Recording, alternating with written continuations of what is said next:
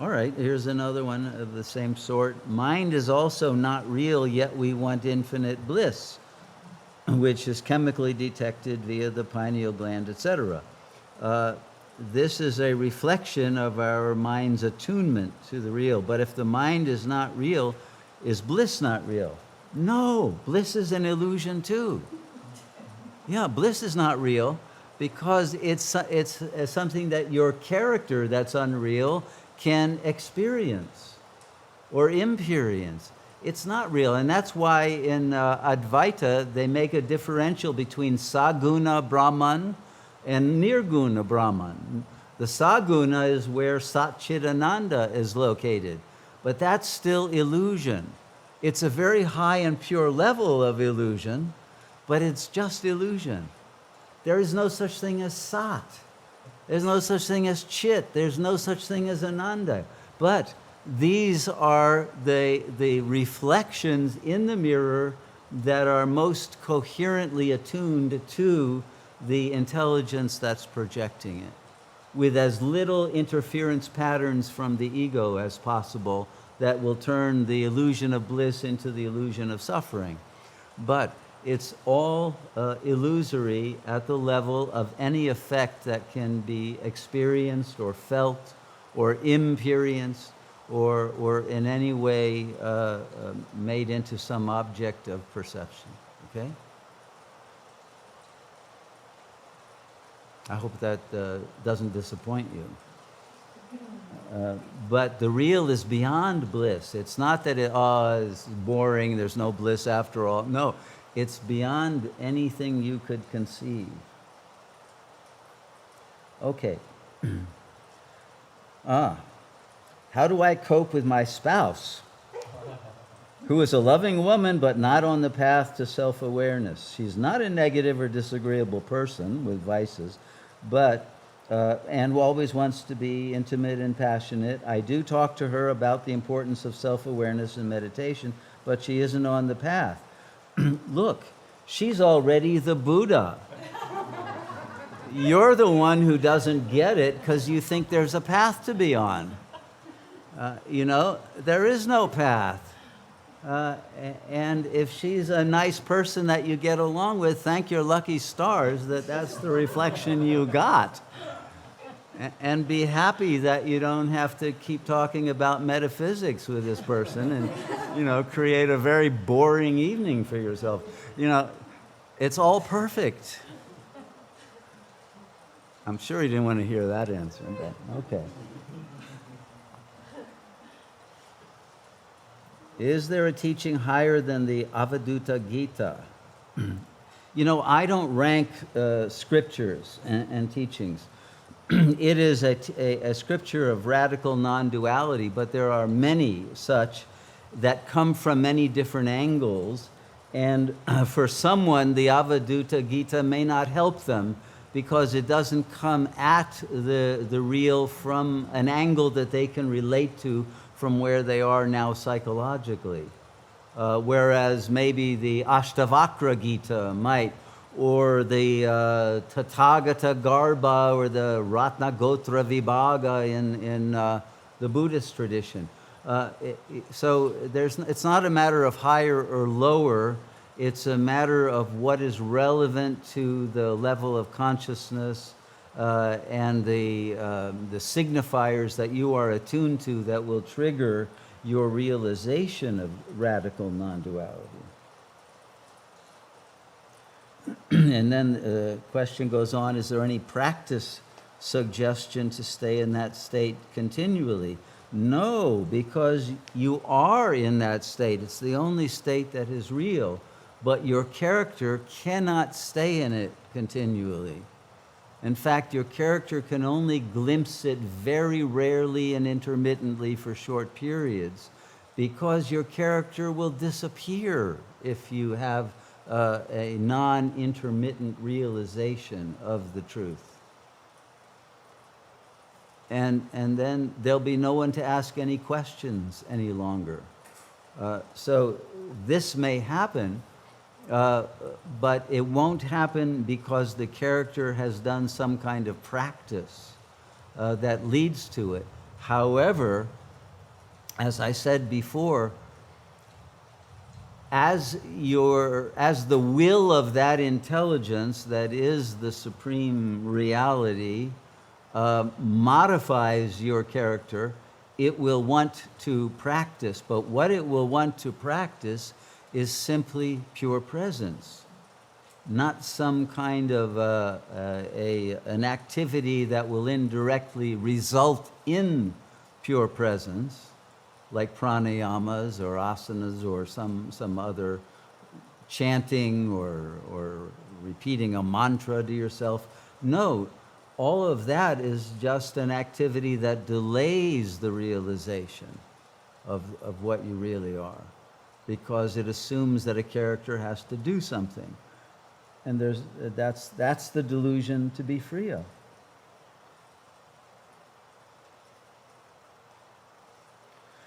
And so, again, this person goes on, in the study and practice of this teaching, I am feeling being in the world but not of it, and I don't know what my purpose in this dream is. The only purpose is to awaken from the dream for anyone. There is nothing to do in the dream. But as you are approaching awakening because of the supreme realities ordaining it, to again use an illusory dualistic terminology to express this, you will want to be of service. You will want to do karma yoga to help your community and your world. You will want to become a compassionate bodhisattva. You will want to do that, but as your luminous clarity ripens even more, you will realize there's no one to help, there's no one to do anything for, and your character may continue to act in altruistic ways, but it'll be irrelevant once Buddhahood or once the real ultimate truth has been attained. And then there's no longer any interest in the reflection. You are now absorbed into the real. But the character may continue speaking, but there will no longer be any identification with that character.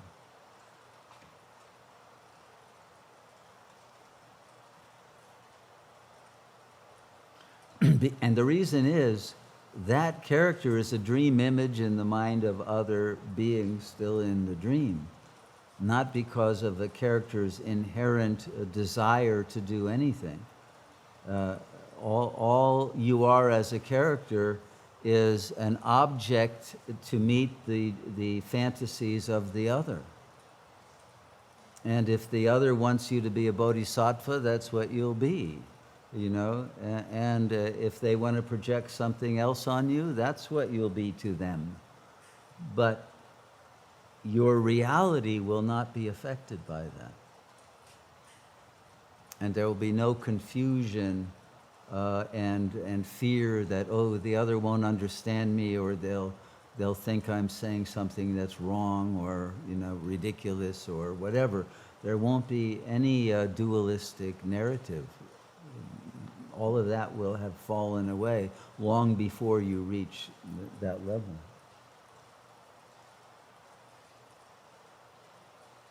Was the mind and the third hologram, and I'm not sure what you mean by that, constructed from our own consciousness, or is it a construct of other interdimensional astral forces as a way to fool us into believing that the sensory realm of perception is who we are? Well, that's an interesting conspiracy theory, but we didn't need anyone else to fool us. We're fully capable of fooling ourselves, and even of imagining interdimensional beings who are equally illusory. They may be real within the conditions of the hologram, but so what? It's still all a projection of a will that is bringing about a certain outcome that may have required particular characters, that may include aliens, and archons and other types of entities in order to fulfill those functions, but they have no reality. It's the function of the drama that is what's important, and that function is simply that of the supreme intelligence that is beyond the dream and cannot be fooled, cannot be deceived. Okay, here's a type of question that I get a lot that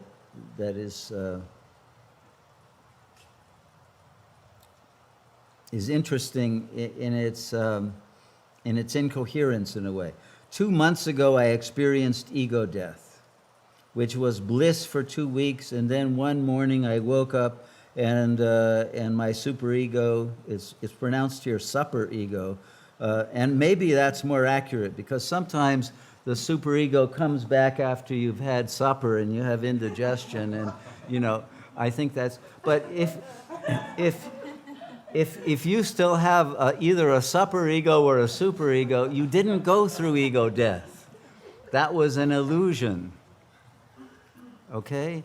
And you shouldn't confuse a momentary, probably a drug experience or something else in which your mind stopped for, whether it was relatively stopped for an hour or 8 hours on some kind of a trip, but that's not ego death. Real ego death, then there is no one left to have a supper ego to come back and attack them. So I hope that that clarifies it. Once you go through ego, he goes on and talks about his anxiety and panic attacks and other things. Once you've gone through ego death, that does not occur. There are no such symptoms. So let me also say that ego death is an illusion. And even though we talk about it, and Ramana talks about going through ego death, the ego doesn't die. What dies is your belief that you are this reflection in the mirror world. That's all. You were never the ego to begin with. There isn't an ego. That's all an illusion. And once you realize that that's all it ever was and never pertained to you, and you have no karma, so whatever karmic narrative of suffering is going on in that character has nothing to do with you. Really, nothing. Zilch. And then your suffering ends because it's only a mistaken identification. Okay? The whole world is just a case of mistaken identity. Okay.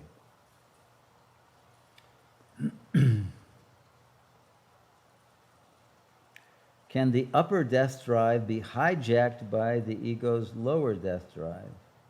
For example, a surprise return of an old addiction like smoking, which is very intense, does it serve as the hiding place for the ego and therefore becoming one's center of attention, etc.? Investigating the root cause or using willpower appears to only intensify the addiction. And that's true. Whatever you fight will actually get stronger, until it seems the only thing holding one from liberation is the addiction. What do you suggest as the wisest approach to break this cycle of obsession? Well, it's a narrative. There's no such thing as addiction. It was a concept developed in order to keep people in a cult of 12-step groups, and everyone goes through some Egoholics Anonymous or some other version of it these days.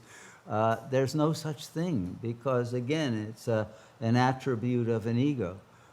The problem is always anxiety, and the anxiety is caused simply by your identification with a mortal body that it will die and suffers pain and feels lack has no essence, doesn't know why it's here or what the world is about, is in a state of confusion and in some internal chaos that it projects as a narrative of unworthiness and unhappiness, etc., which we have already gone into.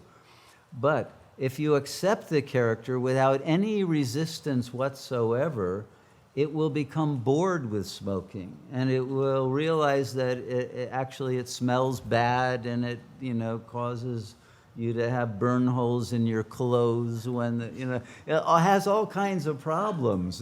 Why do you want to smoke? When all it does is create really unpleasantness when you look at it objectively, and then you have to undo the unpleasantness, and so you're always keeping doubly rajasic and in that busyness, and as she said here, in a state in which it grabs your entire attention.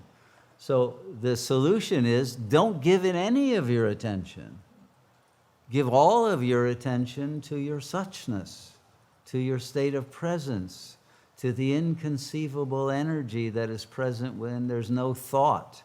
And then if there's no thought, there's no desire to smoke either, because that's just a thought. Okay? But it will end as a byproduct of losing interest in it, not because you fought it and overcame it. You outgrow these things. People who can't stop smoking one day, they find they just stopped. They didn't need patches or drugs or hypnosis or anything. None of that worked. But one day you lose interest in it, and then you're no longer a smoker. But who did anything? No, it wasn't a product of any action or willpower or anything. It was simply a modification that occurred to the qualium wave function that occurred outside of your own ego sliver of consciousness, which is where everything really happens. Everything is brought about by that which is superconscious, outside the range of consciousness of the character.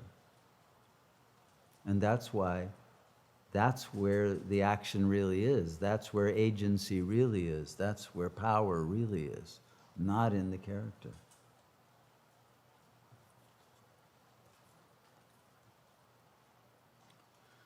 How can one go on for 40 years, rising and falling, going from total bliss to total dysfunction? That's a common story. Your character is on a roller coaster, and many characters are. And why do people pay good money to go on roller coasters? They enjoy them. They like the ups and downs and the volatility of it all. And the world is pointless anyway, so at least this keeps you from being bored by it, And why do people climb mountains, just to look around, and then you go down, and then they got to climb the next one, So everybody is involved in doing pointless things,